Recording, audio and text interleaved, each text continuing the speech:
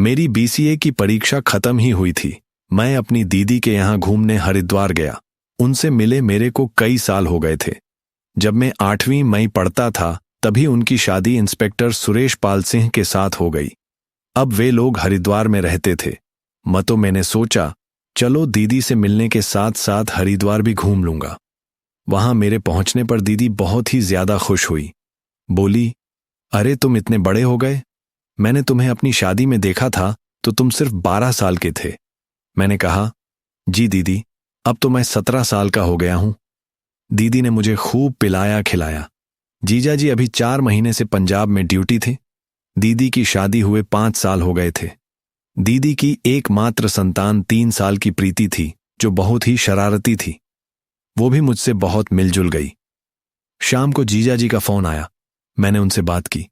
वह भी मेरे आने पर बहुत ही ज्यादा खुश थे। बोले, अब तुम रुके रहना।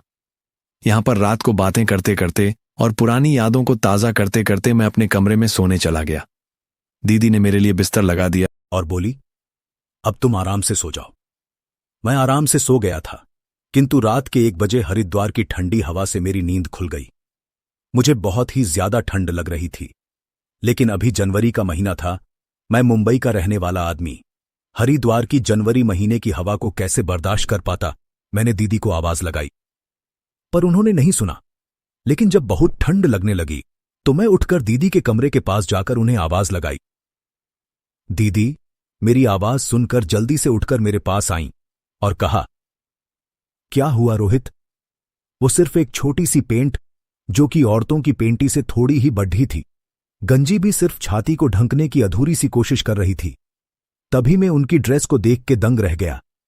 दीदी की उम्र अभी 22 साल होगी। उनका बदन देखकर कांपने लगा।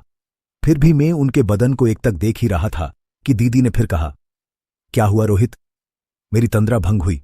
मैंने कहा, दीदी मुझे ठंड लग रही है, मुझे चादर चाहिए। दीदी ने कहा, अरे मुझे तो गर्मी लग रही है और तुझे ठंड। मैंने कहा, मुझे यहां की हवाओं की आदत नहीं है दीदी,